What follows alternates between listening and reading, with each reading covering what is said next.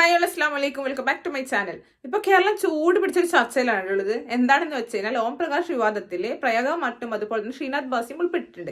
അതിനെക്കുറിച്ചുള്ള ചർച്ചകളാണ് ഇപ്പൊ നടന്നുകൊണ്ടേയിരിക്കുന്നത്. ഇപ്പൊ ഈ ഒരു കാര്യം അറിയാത്തവർക്ക് ഈ ഓം പ്രകാശ് ആരാണെന്നുള്ളത് പെട്ടെന്ന് മനസ്സിലാവില്ല.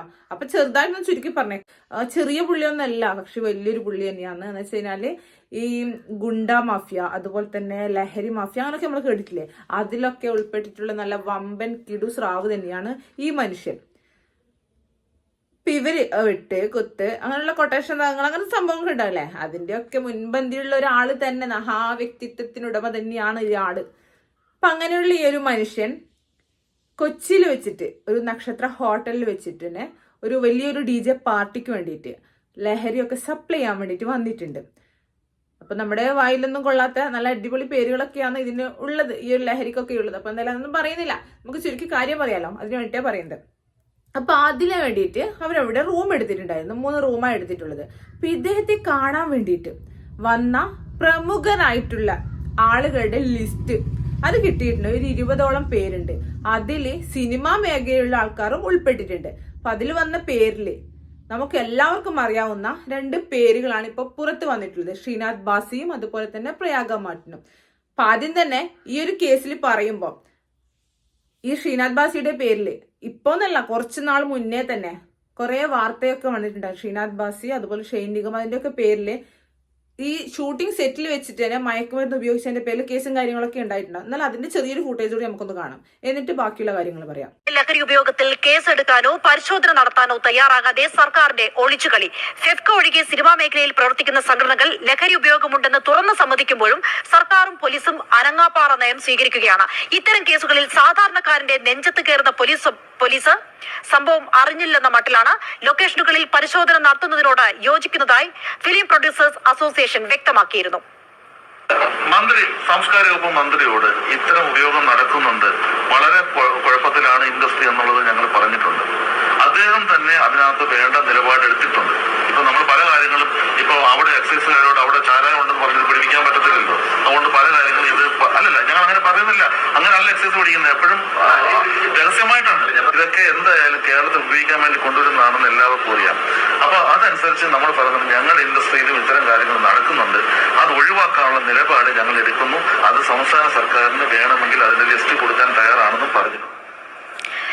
എന്നാൽ ശ്രദ്ധയിൽപ്പെട്ടിട്ടുണ്ടെങ്കിലും ഔദ്യോഗികമായി പരാതി ലഭിച്ചാൽ ഇടപെടാമെന്ന വിചിത്ര നിലപാടാണ് സിനിമാ മന്ത്രി സജി ചെറിയാൻ സ്വീകരിച്ചത്. ഈ ഒരു പ്രശ്നം നേരത്തെ ചെയ്തപ്പോൾ ഈ വിഷയം ഉന്നയിച്ചിട്ട് അവര് ബഹുമാനപ്പെട്ട മുഖ്യമന്ത്രി ശ്രദ്ധയിലൂടെ കാര്യപ്പെടുത്താനാണ് ഞാൻ പറഞ്ഞത്. അപ്പോ അവര് റിട്ടേണായി അത് എഴുതി തരണം. ഞങ്ങൾക്കിപ്പോ എവിടെയും ഒരു സംഭവം ഞങ്ങൾക്ക് തെളിവില്ലാതെ ചെയ്യാൻ പറ്റില്ല. ഗവൺമെന്റ് മുമ്പിലേക്ക് റിട്ടേൺ എഴുതി തന്നാൽ ശക്തമായി എടുക്കുക. തെരുവെന്നവരും പറഞ്ഞിട്ടുണ്ടല്ലോ, രഞ്ജിത്ത് പറഞ്ഞിട്ടുണ്ടല്ലോ, തെരുവെന്ന് തരട്ട് തന്നു കഴിഞ്ഞാൽ എക്സൈസ് വകുപ്പ് മന്ത്രിയുമായിട്ടും ബഹുമാനപ്പെട്ട മുഖ്യമന്ത്രിയുമായിട്ടും ഞാൻ സംസാരിക്കും. രാസലഹരി ഉപയോഗിക്കുന്നവരുടെ പേര് സർക്കാരിന് കൈമാറിയെന്ന് film chamber president G Suresh Kumar Mathrubhumi ന്യൂസിൽ. കണ്ടല്ലോ, ഇതാണ് അവസ്ഥ. 1 വർഷം മുന്നേ മയക്കുമരുന്ന് ഉപയോഗിക്കുന്നവരുടെ ലിസ്റ്റും കാര്യങ്ങളൊക്കെ കിട്ടിയിട്ടും അവർക്കെതിരെ ഒരു നടപടിയോ കാര്യങ്ങളോ ഒന്നും എടുത്തിട്ടില്ല, എടുക്കുകയുമില്ല. ഇനിയിപ്പോ ഇത് ഈ ഒരു കേസ് വന്നല്ലോ, ഈ ഒരു കേസായി കഴിഞ്ഞാലും ഇനിയിപ്പോ അവിടെ ലഹരി സപ്ലൈ ചെയ്തെന്നോ അല്ലെങ്കിൽ അവിടെ വന്ന ആൾക്കാർ ഇങ്ങനെ കൊണ്ടുപോയി അല്ലെങ്കിൽ ഇതിന് അഡിക്റ്റ് ആണെന്നൊക്കെ ഉള്ളതിന്റെ തെളിവൊന്നും ഒരിക്കലും വരാൻ വേണ്ടി പോകുന്നില്ല. അതൊക്കെ അങ്ങ് പോയിക്കൊണ്ടേയിരിക്കും. അതങ്ങനെ തന്നെയാണ് സംഭവിക്കാൻ വേണ്ടി പോകുന്നത്. എന്തോ ഒരു നല്ല ശ്രീത്വം വിളങ്ങുന്ന ഒരു മുഖമായിരുന്നു അറിയോ പ്രയാഗ മാട്ടിൻ്റെത്. അപ്പൊ കുറച്ചു നാൾ മുന്നേ തന്നെ നമ്മൾ എങ്ങനെയാണോ ആ നടിയെ കണ്ടിട്ടുണ്ടായിരുന്നത് അതിൽ നിന്നൊക്കെ വിപരീതമായിട്ട് വ്യത്യസ്തമായിട്ടൊരു ലുക്കിൽ വന്നു. കുറെ ആൾക്കാർ അങ്ങനെ വരുമല്ലേ, മേക്ക് ഓവറും കാര്യങ്ങളൊക്കെ ചെയ്തിട്ട്, അല്ലെങ്കിൽ തൻ്റെ ഒരു സ്റ്റൈൽ തന്നെ മാറ്റി പിടിച്ചുകൊണ്ട് വരും. അപ്പൊ അതൊക്കെ അക്സെപ്റ്റ് ചെയ്യുന്ന ആൾക്കാർ അക്സെപ്റ്റ് ചെയ്യും, അല്ലാത്തത് അങ്ങ് തള്ളിക്കളയും. പക്ഷെ ഇത് ഒരാൾക്കും അക്സെപ്റ്റ് ചെയ്യാത്ത രീതിയിലുള്ളൊരു മേക്ക് ഓവർ തന്നെ ആയിപ്പോയി, വല്ലാത്തൊരു ചേഞ്ച് ആയിപ്പോയിനെ. കാരണം നമ്മളൊക്കെ ഒന്ന് ചിരിച്ചു പോകും, അല്ലെങ്കിൽ ഒന്ന് പുച്ഛിച്ച് തലതായിട്ട് അങ്ങനത്തെ രീതിക്ക്. അതുപോലെ തന്നെ സംസാരവും ഒക്കെ ഏതൊക്കെയോ രീതിയിൽ അങ്ങ് പോയി. അന്നേരം തന്നെ എല്ലാവർക്കും നല്ല സംശയം ഉണ്ടായിട്ടുണ്ടായിരുന്നു, ഇതൊന്നും കഞ്ചാവാന്ന് കിറുക്കിളകിയിട്ടുള്ളത്. പക്ഷെ ഈ ഒരു കേസും കൂടി ആയപ്പോഴൊക്കെ ഇപ്പൊ ഇതിന്റെ ഉള്ളിൽ ഈ കുട്ടിയും കൂടി ഇൻവോൾവ് ആയിട്ട് എന്നുള്ള കാര്യം എല്ലാവർക്കും മനസ്സിലായി. ശ്രീനാഥ് ബാസിയുടെ ഒക്കെ പറയുമ്പോൾ നമുക്കൊന്നും അധികം അത്ര വലിയൊരു പ്രശ്നവും കാര്യങ്ങളൊന്നും ഉണ്ടായിരുന്നില്ല, കാരണം എല്ലാവർക്കും അറിയാവുന്നത് തന്നെയാണ്. കാരണം സിനിമാ ഫീൽഡിൽ ഒരുപാട് പേര് ഇതിന്റെ അഡിക്റ്റ് ആയിട്ടുണ്ട്. അതുപോലെ ഇവരുടെ പേരിലൊക്കെ ഇതിന് മുന്നേ തന്നെ കേസും കാര്യങ്ങളൊക്കെ ഉണ്ടായിട്ടുണ്ട്. പക്ഷെ അതൊക്കെ എന്ന് പറഞ്ഞു കഴിഞ്ഞാൽ ഇത്രേ ഉള്ളൂ ഈ ഒരു കുറച്ച് ടൈമിലേക്ക്. ആ ടൈം കഴിഞ്ഞ് കഴിഞ്ഞാൽ ഈ ഒരു കേസിന് ഒരു പ്രാധാന്യവും ഉണ്ടായില്ല. അത് ആദ്യം നമ്മൾ മനസ്സിലാക്കണം. ഇവരെപ്പോലുള്ള ആൾക്കാരെ ആരാധിക്കാനും അതുപോലെ ഫാൻസ് ആയിട്ടും ഒരുപാട് പേജസും കാര്യങ്ങളൊക്കെ കൊണ്ട് നടക്കുന്ന ആളുകളുണ്ട്. അപ്പൊ അവരൊക്കെ എന്ന് വെച്ച് കഴിഞ്ഞാൽ ഇവർ ഈ ചെയ്യുന്ന ഈ കർമ്മങ്ങൾ ഉണ്ടല്ലോ, സൽക്കർമ്മങ്ങൾ, ഇതൊക്കെ കണ്ടുകൊണ്ട് വന്നിട്ട് എന്ത് ചെയ്യും, അവർ ചെയ്തിട്ടില്ല, അവർക്കൊന്നും പ്രശ്നമില്ല, അവർക്കെതിരെ ഇങ്ങനെ കേസും കാര്യങ്ങളൊക്കെ ഒരിക്കൽ വന്ന് പിന്നെ അത് പോയി, ഇതൊന്നും വലിയ പ്രശ്നമായിട്ടൊന്നും അവർ ആരും കാണില്ല. ഇപ്പൊ ഈ സിനിമയിൽ കാണിക്കുന്ന ആളുകൾ നേരെ വിപരീതമായിട്ടാണ് അല്ലെ, ശരിയായിട്ടുള്ള റിയൽ ലൈഫിൽ ഇവരെ കാണുന്നത് നമ്മൾ സിനിമയിലൊക്കെ എന്ന് വെച്ചാൽ നല്ല ആക്റ്റഡ് ആയിരിക്കും, അതുപോലെ തന്നെ നല്ല ക്യാരക്ടർ എല്ലാം എന്താണോ പറഞ്ഞു കൊടുക്കുന്നത് അതിനനുസരിച്ച് അവർ അഭിനയിച്ച് ഫലിപ്പിക്കും. നമ്മളൊക്കെ എന്ന് വെച്ചാൽ അതൊക്കെ കണ്ടിട്ട് അങ്ങ് വിശ്വസിക്കും അല്ലെ, വിശ്വസിച്ചിട്ട് അവരുടെ അഡിക്റ്റ് ആയിട്ട് അവർക്കൊരു ഫാനായിട്ട് മാറും. അങ്ങനെയാക്കുന്ന ആൾക്കാർ ഇതുപോലുള്ള കേസിലൊക്കെ ഇവരെ കാണുമ്പോൾ ചിലപ്പോൾ അവരെ അനുകൂലിക്കാനും നിന്നു എന്ന് വരാം. പക്ഷെ ഇവരുടെ ഇപ്പൊ സിനിമ ഫീൽഡ് തന്നെ നമ്മൾ എന്തെങ്കിലും സിനിമ തന്നെ നോക്കുന്ന ടൈമില്ല, ഈ കഞ്ചാവിനെ ആയാലും കള്ളിനെ ആയാലും പ്രൊമോട്ട് ചെയ്യുന്ന വിധത്തിലുള്ള ഓരോ കാര്യങ്ങളും നടന്നുകൊണ്ടേ ഇരിക്കുന്നുണ്ട്. അതൊക്കെ തന്നെയാണ് ഇപ്പോഴുള്ള തലമുറയും വഴിതെറ്റാൻ വേണ്ടിയിട്ട് പോകുന്നതിന്റെ മെയിൻ കാരണം. ഇങ്ങനെ കഞ്ചാവും കള്ളവും ഒക്കെ അടിച്ചിട്ട് ഇവരിങ്ങനെ 2 ഡയലോഗൊക്കെ പറയുമ്പോൾ ആല് ഗുമ്മായിട്ടുള്ള ഡയലോഗാന്നിട്ട് പിന്നെ പറയണ്ട, ആ ഡയലോഗ് ഏറ്റുപിടിച്ച് നടക്കാൻ വേണ്ടി കുറേ ആൾക്കാരുണ്ടാവും. അതിപ്പോൾ ആണായാലും പെണ്ണായാലും ഒക്കെ ഉണ്ടാവും. ഇപ്പൊ പ്രയാഗമട്ടിന്റെ ഒക്കെ ഒരു വേഷങ്ങളൊക്കെ നമ്മൾ കണ്ടാൽ മതി, കീറി പറഞ്ഞ പോലത്തുള്ള ഒരു പാൻറ്റും കാര്യങ്ങളൊക്കെ ഇട്ട് ഇപ്പൊ അതും ഒരു ട്രെൻഡായിട്ട് സ്വീകരിക്കുന്ന കാലമാണ്. അപ്പൊ അതിനനുസരിച്ച് നടക്കാൻ വേണ്ടിയിട്ട് ലേഡീസ് ആയി കഴിഞ്ഞാലും ഇഷ്ടപ്പെടും.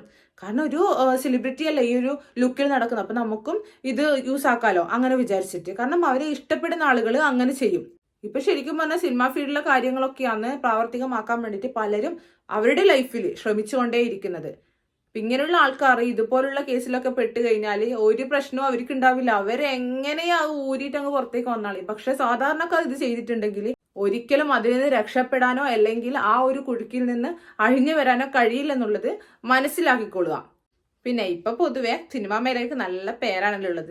ആദ്യമൊക്കെ എന്ന് പറഞ്ഞാൽ പല ആളുകളും സിനിമയിലേക്ക് അങ്ങ് കയറിയിട്ടൊന്ന് രക്ഷപ്പെടാന്ന് വിചാരിച്ച് നിൽക്കുന്ന ആൾക്കാരുണ്ടല്ലേ. സിനിമയിലൊക്കെ അത്രയധികം റെമ്യൂണറേഷൻ കാര്യങ്ങളൊക്കെ കിട്ടുന്നുണ്ടല്ലോ. അപ്പൊ അതുകൊണ്ട് തന്നെ എല്ലാവരും സിനിമയിലൊക്കെ നടിച്ചു കയറി എങ്ങനെയെങ്കിലും ഒരു ചാൻസ് കിട്ടിയാൽ മതി എന്ന് ചിന്തിക്കുന്ന ആൾക്കാരാണ്.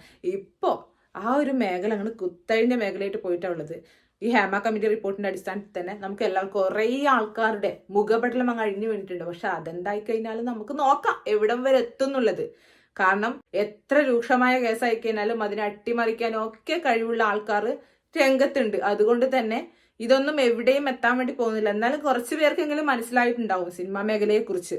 അതുകൊണ്ട് തന്നെ നമ്മൾ പലരും അല്ലെങ്കിൽ നമ്മുടെ മക്കളായിക്കോട്ടെ അല്ലെങ്കിൽ പുറമെയുള്ള ആരും ആയിക്കോട്ടെ ഇവരെ പോലുള്ള ആൾക്കാരെ അനുകരിച്ചിട്ട് ജീവിക്കാനുള്ള മോഹം അങ്ങ് അവസാനിപ്പിക്കുക.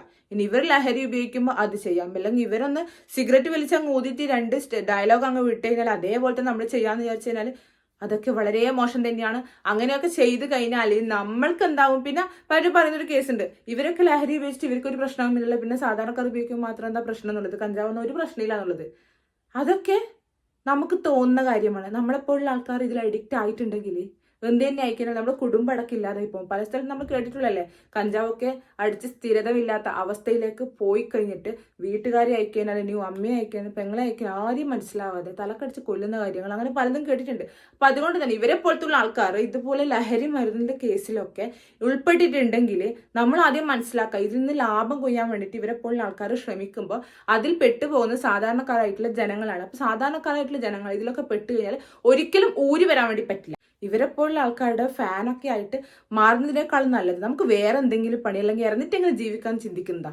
ഇനി എന്തോ ആയിക്കോട്ടെ, ഇവരെ പോലുള്ള ആൾക്കാർ ഇനി വലിയവരെന്നോ ചെറിയവരെന്നോ അങ്ങനെ ഒന്നും നോക്കാതെ ലഹരിയും കാര്യങ്ങളൊക്കെ ഉപയോഗിക്കുന്നത് ആരായാലും തക്കതായിട്ടുള്ള ശിക്ഷ നൽകുകയും നമ്മുടെ ഈ രാജ്യത്ത് അതൊക്കെ നിരോധിച്ചതാണ്.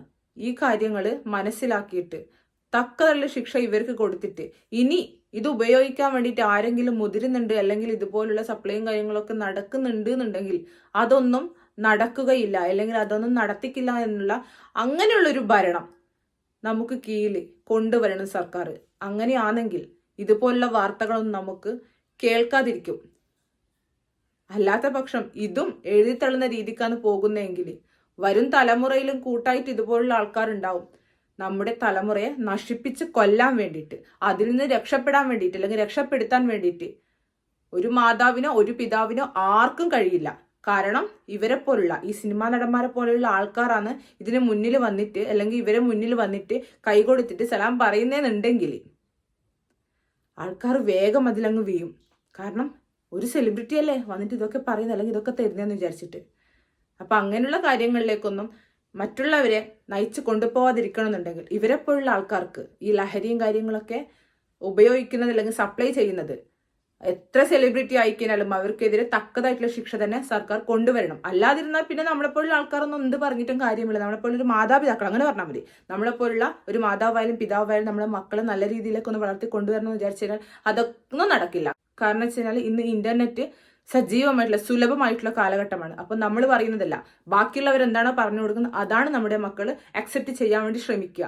അപ്പം അതുകൊണ്ട് തന്നെ ഇതുപോലുള്ള ആൾക്കാർക്ക് തക്കതല്ല ശിക്ഷ കൊടുത്തിട്ട് ഇനിയുള്ള വരും തലമുറക്ക് നല്ലൊരു ഭാവി തന്നെ സർക്കാർ ഉണ്ടാക്കിയെടുക്കാൻ വേണ്ടിയിട്ട് ശ്രമിക്കണം.